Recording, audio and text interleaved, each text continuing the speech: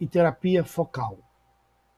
Foco para que eu possa limitar o máximo possível as informações e ir direto ao foco. Pode ler, por favor. Psicoterapia de objetivos limitados, interpretativa, insight, Breyer, né? Breyer. O Aí Brauer. depois... O Brauer. Agora que eu vou parar aqui. Vou parar aqui e depois eu vou para a setinha. Então, aqui. Psicoterapia de objetivos limitados, interpretativa. Eu tenho que ter muita interpretação de escuta. Eu tenho que interpretar muito o paciente quando eu estou na psicoterapia breve, que é diferente da psicoterapia tradicional. Eu não tenho preocupação em interpretar nada. Quem vai se interpretar é o próprio paciente com o tempo, mas na breve é um pouquinho ao contrário. Tá? E eu tenho que ter insight. A gente vai falar muito sobre Brauer. Tá bom você comprar os livros sobre insight, entender insight. Insight é aquilo que eu falei, a sacada.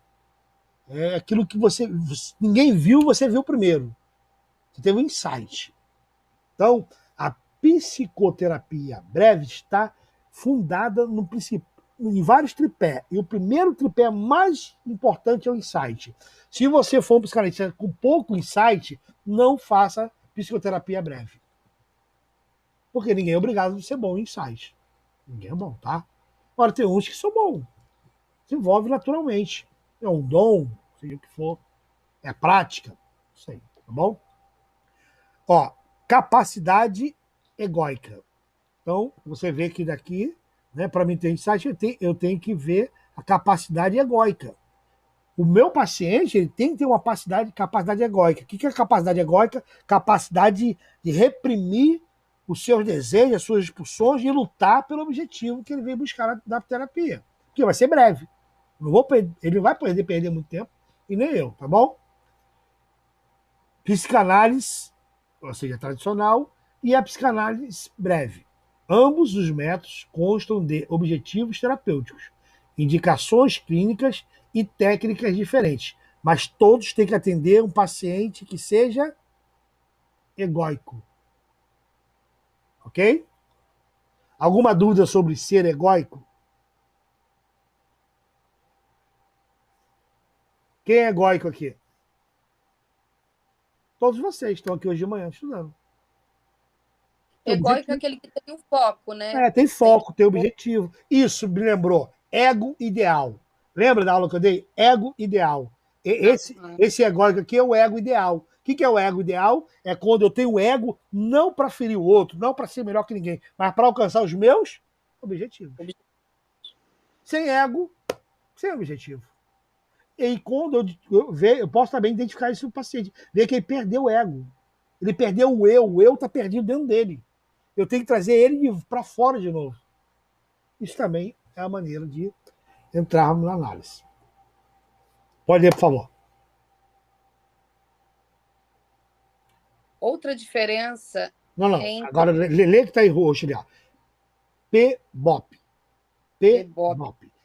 PBOP, terapia de orientação psicanalítica. Só que ali eu esqueci, seria psicoterapia breve de orientação psicanalítica, tá? Aqui eu escrevi errado aí. Psicoterapia breve de orientação psicanalítica. Pode continuar. Uhum.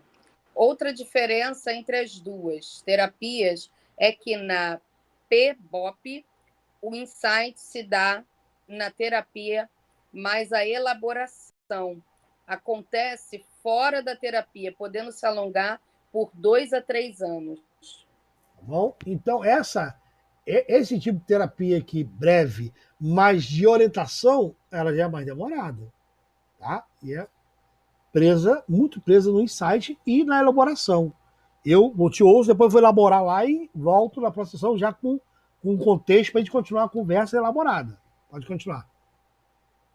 Porque, teoricamente, o insight é um instante em que surge uma compreensão onde tudo muda, ou a perspectiva muda, ou tudo se reencaixa. Então, insight, tudo ficou iluminado. De repente, eu estava no escuro, estava nas trevas, raiou a luz. Você enxergar tudo com uma simples palavra. Então, da psicoterapia breve, a tua atenção é seletiva e tem que ter muito insight. Insight é o quê? Compreensão de tudo, é, uma palavra que pode mudar tudo, uma perspectiva que muda, onde tudo se reencaixa, tudo faz sentido rapidamente, tá bom? Já a elaboração é um tempo que o psiquismo precisa para se readaptar e pode demorar horas, dias ou anos, independente se está ou não ainda no processo de análise. Bom, então a elaboração é o tempo do psiquismo, onde começa a ser elaborado tudo que foi conversado, tudo que foi dito, pode levar horas, dias ou anos. Pode continuar, por gentileza. A base. Se outra pessoa quiser ler para descansar, vier cansado, você pode pedir para outro ler. Quer? Eu posso ler para você. Eu tenho que aumentar. Pode ler, colega, por favor. A base teórica do analista na BBOP exige capacidade de raciocínio mais rápido, visto que não há tanto tempo disponível para interferir a transferência e fazer a interpretação. Aconselha-se que o analista iniciante na BBOP se utilize da base teórica freudiana, isto é, que os problemas psicológicos do paciente e os conflitos subjacentes que devem ser resolvidos ao longo da psicoterapia devem ser de natureza edipiana ou triangular. Isso implica que as dificuldades encontradas pelo paciente tenham surgido durante a sua infância e comportem um amor pelo genitor do mesmo sexo, que o impede de entrar em competição com ele, na busca do afeto do genitor de sexo oposto. As queixas que disso resultam são representadas pelo paciente como dificuldades interpessoais bem delimitadas ou como sintomas bem específicos. Pode continuar. Outra diferença entre as duas terapias é que na BBOP o insight se dá na terapia, mas a elaboração acontece fora da terapia, podendo se alongar por 2 ou 3 anos. Porque, teoricamente, o insight é um instante em que surge uma compreensão onde tudo muda, ou a perspectiva muda, ou tudo se reencaixa. Já a elaboração é o tempo que o psiquismo precisa para se readaptar e pode demorar horas, dias ou anos, independente se está ou não no processo de análise. Então vocês veem que sempre que eu dou aula, eu coloco bastante material nos slides para que você depois, caso não consiga assistir a aula, dê algum problema, eu estou gravando aqui, né? Mas vamos ver se vai salvar o servidor, estou gravando a aula. Então, o que acontece? Caso você tem toda a informação aí, tudo que eu falei é só repetir aí, tá bom? É só mesmo para você guardar, ler e reestudar. O que é complexo de piano? Isso é outra aula. Não vou falar sobre isso aqui agora. Mas você pode depois estudar, tá? Isso a gente estuda na introdução 1, 2 e 3 da psicanálise. Tá bom?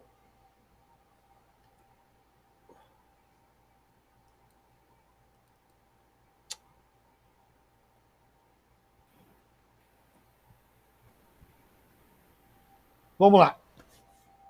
Psicoterapia breve. Aqui deveria estar escrito interpretação de sonhos, tá? Por algum motivo eu esqueci. Na interpretação de sonhos, tá? O que eu faço? Como é que eu começo a trabalhar? Quais são as técnicas que eu uso? Tá? Eu primeiro procuro medos. Quais são os seus medos? O que te trouxe a fazer análise? Depois eu vou para interpretação de sonhos, né? E nessa interpretação de sonhos, ali estão os desejos, né? Pergunto quais são os desejos. Aí depois vem, a pessoa fala, eu não sonho. Eu não sonho. E acende uma luzinha. Ausência de sonho. Como assim não sonha? Se a ciência prova que todo ser humano sonha 7 vezes toda noite, no mínimo. Eu não lembro do sonho. Alguma coisa está errada, tem algum travamento.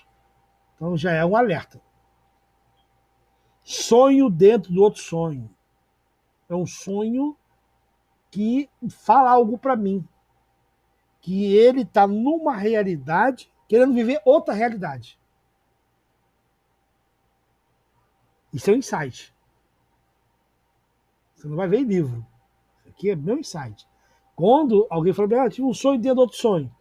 Ele está querendo viver uma realidade dentro de uma outra realidade. E ele não sabe qual é a realidade real para ele. É um paradoxo. Ele está criando um paradoxo para a vida dele. Sabe quando a gente cria paradoxo para nós mesmos? Quando a gente fica numa rua com 2 velas. Eu não sei qual tem que pegar. Porque eu criei aquelas velas. Que eu podia ir pelo caminho certo e não entrar numa viela. Mas eu quis cortar caminho agora. Qual lado que eu vou? Geralmente, sonho dentro do sonho também significa pessoas que querem cortar caminhos, mas acaba caindo no mesmo lugar, acaba fazendo o mesmo loop. Sabe aquela pessoa que sempre comete os mesmos erros? Tem um livro que eu aconselho você comprar. Por que cometemos os mesmos erros? É um livro de psicanálise, tá? Ele estava até aqui, mas eu tirei da estante. Por que cometemos os mesmos erros? Depois eu boto o livro para vocês com a capa, junto com o trabalho. Símbolo dos sonhos. Tá? Lembra dos símbolos? Chama sonho rebus. No chão eu desenho um sol e desenho um dado. O que está ali no chão? Quem vai responder para mim? Já dei essa aula, gente. Eu desenho um sol e um dado. O que está ali no chão? Sol, dado. Os símbolos se juntando me transmitem uma mensagem. Soldado. Isso é brincadeira, aquela brincadeira. Desenha 2 figuras para me adivinhar o nome do filme. Isso é brincadeira rebus. Tá? Que do alemão significa símbolos. Tá? Então, ou seja, ali, eu sonho que eu estou tomando uma Coca-Cola, mas aquela Coca-Cola tem um significado para mim. Aquela Coca-Cola pode não ser Coca-Cola. É Coca-Cola no sonho, mas não é Coca-Cola para mim interpretar o sonho. Então, ali no chão está o sol e o dado. Eu sonhei que tava um sol muito bonito e eu jogando dado. Está sonhando com autoridade. Tinha um soldado no sonho dela, ou dele. Não falo para ela no momento, vou guardando. Tá bom? Isso é simbolismo nos sonhos, tá? Relacionar o conteúdo dos seus sonhos com mitos, contos de fadas, religião, arte, música, e assim por diante. É aquele sonho que está muito entranhado com a vida da pessoa. Se ela é artista, sonha muito com a arte. Tá? Se gosta de mitologia, sonha muito com mitologia, etc. Tá bom? Agora, a segunda ferramenta que eu tenho é examinar se a comunicação é vaga. Tá? Por exemplo, o silêncio do analisando. O analisando não fala. Ele está escondendo alguma coisa, ele está causando uma resistência. Tá? Excesso de pausas entre uma frase e uma palavra. Tá bom? Analisando o significado das palavras, ou seja, ele fica analisando o que ele vai falar, então ele está com uma comunicação vaga. Tá bom? Mecanismo de repetição. Eu observo se ele está com tique nervoso, ficar piscando o olho, ficar roendo unha, fixação em apenas um assunto ou objeto, fala só a mesma coisa. Toda sessão ele fala a mesma coisa, do mesmo objeto. Porque eu tenho um carro e tal. Aí depois ele fala o mesmo carro, a mesma marca, a mesma cor. Você já sabe, mas ele fala de novo. Ele está preso naquilo ali, tá bom? Manias. Ou seja, observando hábitos recorrentes. São ferramentas para terapia breve, tá? o que você vai usar para poder alcançar o objetivo mais rápido, observar isso aí. Fatores socioculturais, religião, se a pessoa tem religião, se é religiosa fanática, ou se é ateu, aí você vai, né?